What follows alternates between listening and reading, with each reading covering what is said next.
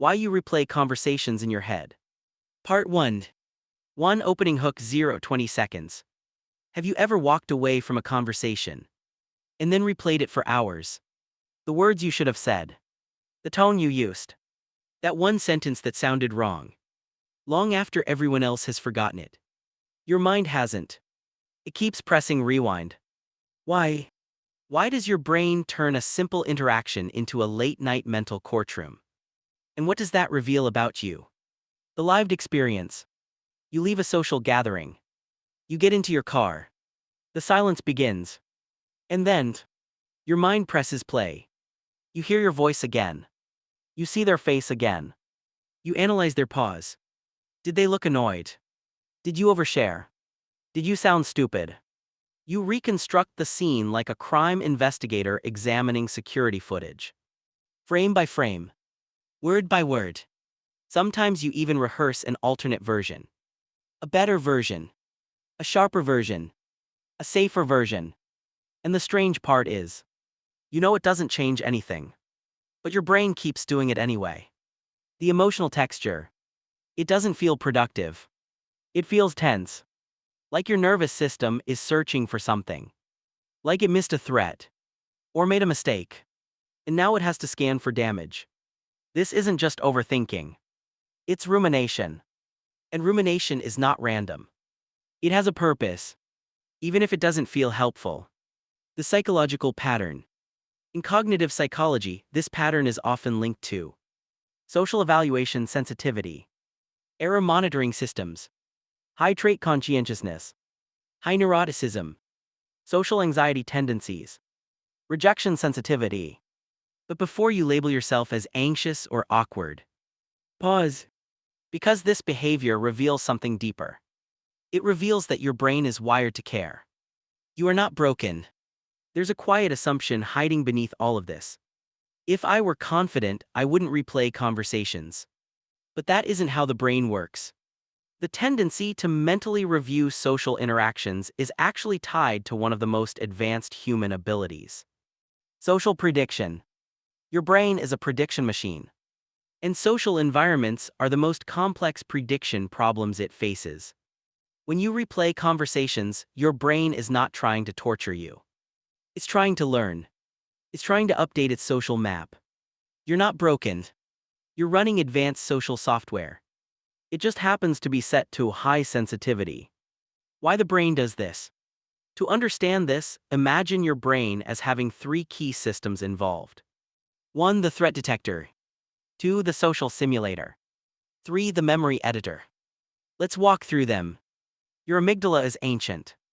Its job is simple. Detect danger. But here's the problem. For most of human history, social rejection was danger. Being excluded from the tribe could mean death. So your brain evolved to treat social mistakes like survival risks. When you say something slightly awkward, your amygdala doesn't whisper. It activates. Not because the moment was catastrophic, but because your brain cannot risk social exile. So after the interaction ends, the amygdala nudges the system. Review this, make sure we're safe. When you're alone, and your mind wanders, a network called the default mode network activates. This network handles self-reflection, mental time travel, imagining other people's perspectives. It is the system that allows you to simulate. What did they think of me? This is a powerful evolutionary tool. It helps you adjust behavior, refine social strategy, strengthen relationships. But in high self-aware individuals, this network can become overactive. It doesn't just review. It loops. Because the brain is uncomfortable with uncertainty. And social situations are full of uncertainty. Your hippocampus stores the event. Your prefrontal cortex analyzes it. Together they attempt to extract a lesson. Next time say less. Next time pause longer. Next time don't joke about that. This is adaptive learning. But when combined with a sensitive threat detector, the lesson extraction becomes self-criticism. And that's when replay turns into rumination. Let's slow down here. Because this matters. If you replay conversations often, it usually means you are highly socially attuned. You read subtle cues. You notice micro-expressions. You care about impact. People who lack empathy rarely replay interactions. They move on instantly. The fact that you review them suggests depth, suggests awareness, suggests conscientiousness. Your brain is trying to optimize belonging, not destroy your confidence, because your brain has a negativity bias. From a neuroscience perspective, negative social cues activate stronger neural responses than positive ones. Your brain encodes potential rejection more deeply than neutral acceptance.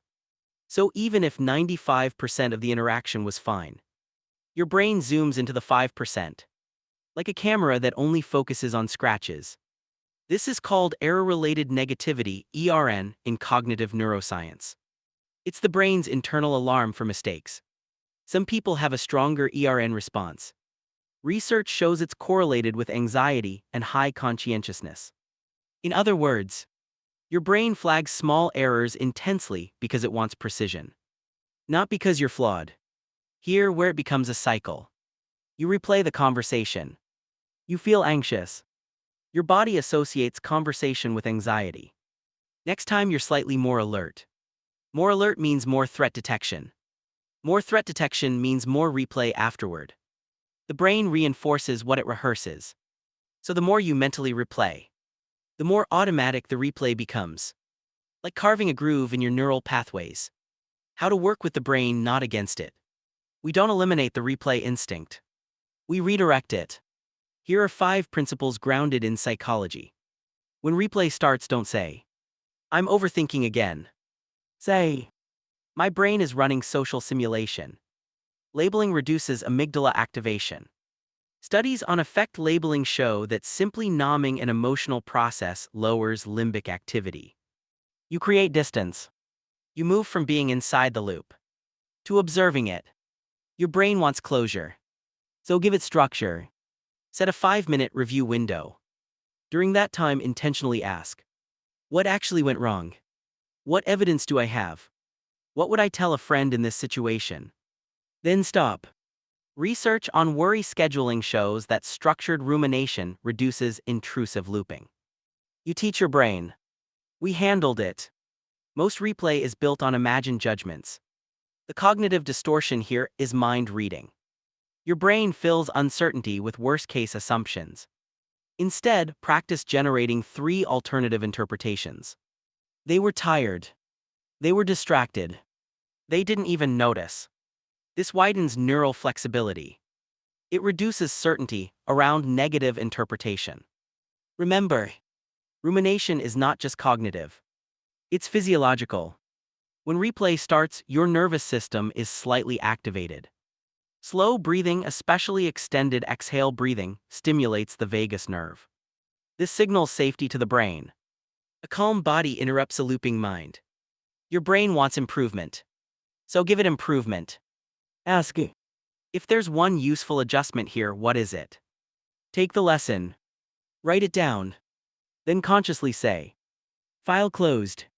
You're satisfying the prefrontal cortex's need for learning. Once learning is extracted, rumination decreases. Because the brain got its reward. If you replay conversations constantly, it may also reveal something deeper. You may tie your worth to social performance. You may unconsciously believe, if I say the wrong thing, I lose value. This belief often forms early, in environments where approval was conditional, where love depended on behavior. Your nervous system learned. Monitor carefully. Adjust constantly. Stay acceptable. So replay is not just analysis. It's protection. Protection of belonging. Protection of identity. One simple mental model. Think of your mind as a movie editor. After every social interaction, it enters the editing room. It cuts. It zooms. It rewinds awkward scenes. Its goal is to improve the next film. But here's the shift. An editor refines. Anxious editing overcuts. Your job isn't to shut down the editor. It's to teach it when the film is good enough.